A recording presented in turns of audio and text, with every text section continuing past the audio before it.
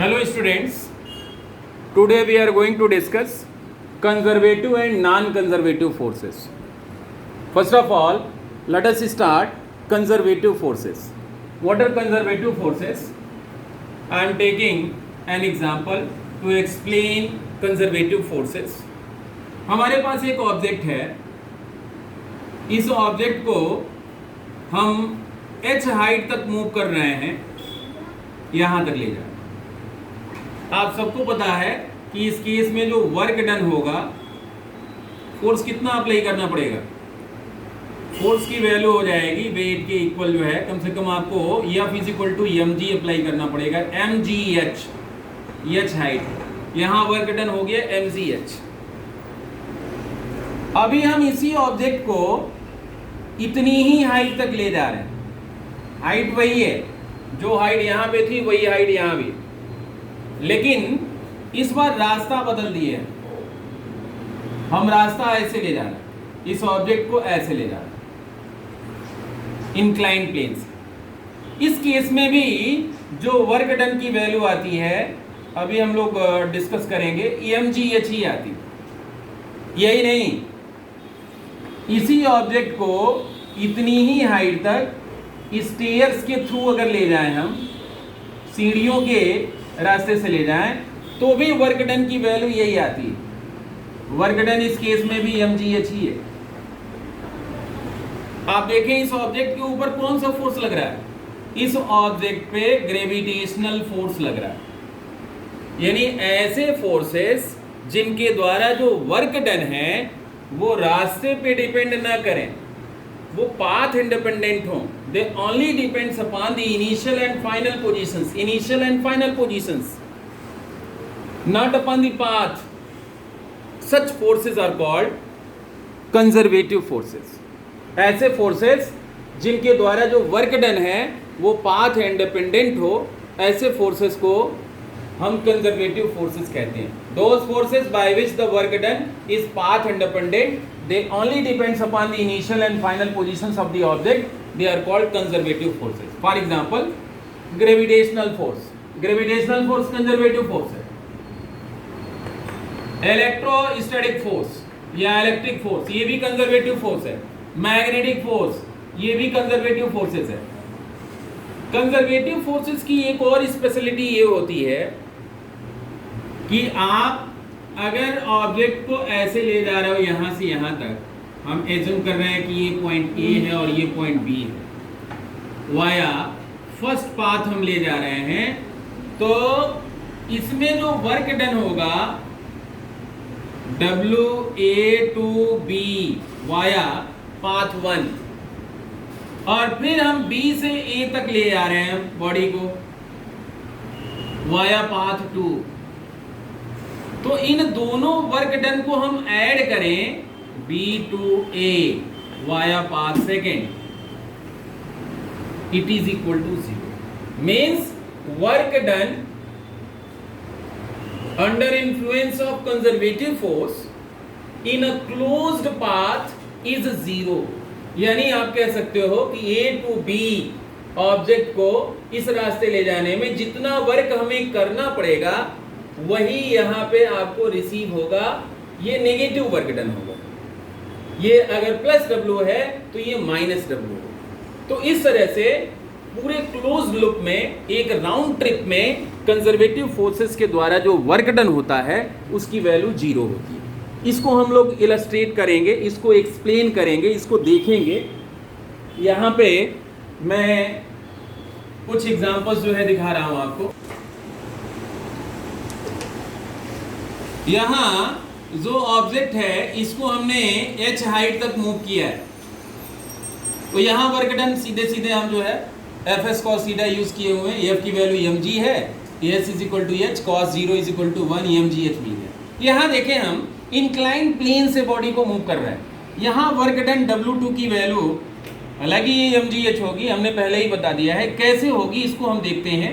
ये angle theta हमने लिया हुआ है, यहाँ ये रिएक्शन फोर्स होगा, इस वेट का जो कंपोनेंट होगा ये हो जाएगा mg cos थीटा, और ये कंपोनेंट हो जाएगा mg sin थीटा। इसी कंपोनेंट के कारण अगर बॉडी को हम छोड़ दें तो ये बॉडी नीचे की तरफ ड्रॉप कर जाएगी, लेकिन अगर इसके अपोजिट इक्वल फोर्स हम ऊपर की तरफ लगा दें तो बॉडी को हम मूव कर सकते हैं ऊपर की तरफ विदाउट एक्सीलरेशन। तो यहाँ पे ये हो जाएगा एफ एस, ये डिस्टेंस हम एस मान ले रहे हैं, cos 0। एफ की वैल्यू क्या है यहाँ पे, F is equal to M G sine theta, F is equal to M G sine theta.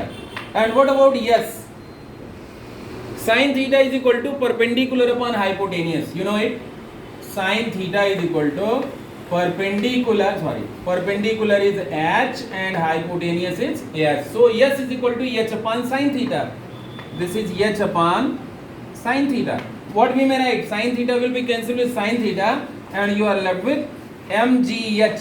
यानी इस केस में भी वर्क डन क्या होगा, mgh होगा।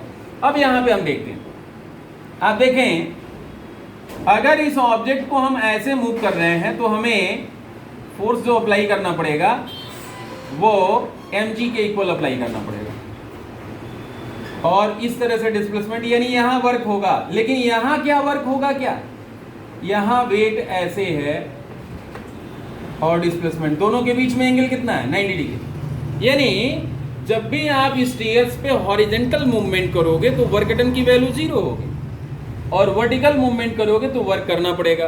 तो टोटल वर्क डन क्या होगा, केवल वर्टिकल मूवमेंट्स में ही होगा। तो total work done is equal to, अगर हम सभी स्टेयर्स की इक्वल हाइट एज्यूम कर लें तो एक स्टेयर पे n स्टेयर्स हैं, n multiplied by the work done in moving up the body over the first stair. पहले स्टेयर में कितना वर्क डन होगा, mgh डैश, हमने ये हाइट जो है इसकी एच डैश मानी हुई, यानी ये हो जाएगा mg nh dash, nh dash की वैल्यू h होगी क्योंकि टोटल हाइट h है, यानी यहाँ भी वर्क डन क्या होगा, mgh होगा। इस तरह से हम कह सकते हैं कि टोटल वर्क डन हर केस में h हाइट बॉडी को मूव करने के लिए, चाहे आपका रास्ता कुछ भी हो, वर्क डन की वैल्यू सेम है। यानी हम कह सकते हैं कि ग्रेविटेशनल फोर्स कंजर्वेटिव फोर्स है। इसी तरह से हम दिखा सकते हैं कि किसी इलेक्ट्रिक फील्ड में किसी चार्ज पार्टिकल को एक राउंड कंप्लीट मूव करने के लिए, यानी A टू B ले जाए और B to A return back ले आवे, तो टोटल वर्क डन की वैल्यू 0 होगी। अभी जो है इसमें हमने लिखा हुआ non conservative forces. Non conservative forces क्या होते हैं, those forces by which the work done depends upon the path adopted by the body. ऐसे फोर्सेस जिनके द्वारा जो वर्क डन होता है वो पाथ इंडिपेंडेंट नहीं होता है, वो पाथ डिपेंडेंट होता है। ऐसे फोर्सेस को हम नॉन कंजर्वेटिव फोर्सेस कहते हैं। Such forces are called non conservative forces. For example frictional force, frictional force. यहाँ पे एग्जांपल में हम दिखा रहे हैं आपको। सपोज कर लो कि आप ऑब्जेक्ट लिए और इसको मूव कर रहे हो ऐसे, यहाँ ये वेट होगा और ये नॉर्मल रिएक्शन होगा, फोर्स ऑफ फ्रिक्शन का डायरेक्शन अपोजिट होगा। यानी बॉडी को आप A टू B अगर मूव किए और यहाँ ये डिस्प्लेसमेंट यस है, तो फोर्स ऑफ फ्रिक्शन ने कितना वर्क किया, work done by force of friction, work done by force of friction from A to B। Force of friction small f है और डिस्प्लेसमेंट क्या है s, और दोनों के बीच में एंगल कितना है 180 डिग्री, मींस माइनस एफ होगा। अब जरा देखते हैं कि इसी ऑब्जेक्ट को फिर से रिटर्न करना है, हमने फोर्स का डायरेक्शन इधर कर दिया, तो आपको पता है कि फ्रिक्शन का डायरेक्शन चेंज हो जाएगा। अभी B टू A अगर मूव करना है तो B टू A फिर से F S, अभी फोर्स ऑफ फ्रिक्शन ऐसे है और डिस्प्लेसमेंट ऐसे, अभी फिर से दोनों के बीच में 180 डिग्री हो गया, यानी अगेन माइनस एफ एस। यानी total work done by force of friction in round trip means A to B plus B to E, WA to B plus WB to A। पहले में मिला है आपको माइनस एफ एस और फिर से मिल गया प्लस माइनस एफ एस, यानी टोटल वर्क डन मिल गया -2Fs। इस तरह से हम कह सकते हैं कि फोर्स ऑफ फ्रिक्शन एक नॉन कंजर्वेटिव फोर्स है, क्योंकि इसमें आप राउंड ट्रिप में देख रहे हो कि टोटल वर्क डन की वैल्यू 0 नहीं है। ये रास्ते पे डिपेंड करता है, अगर इसको हम जो है ऐसे मूव कराएं, ऐसे मूव कराएं, हर रास्ते में फोर्स ऑफ फ्रिक्शन के द्वारा जो वर्क डन होगा वो अलग अलग होगा।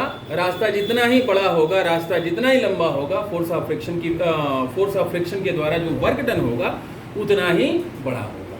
तो ऐसे फोर्सेस को हम नॉन कंजर्वेटिव फोर्सेस कहते हैं। जैसे जितने भी तरह के, चाहे वो एक्सटर्नल फ्रिक्शन हो, इंटरनल फ्रिक्शन यानी विस्कस फोर्स के द्वारा जो वर्क डन होगा वो भी नॉन कंजर्वेटिव, जो वर्क डन होगा वो भी पाथ डिपेंडेंट होगा। इसका मतलब वो फोर्स जो है नॉन कंजर्वेटिव फोर्सेस होगा।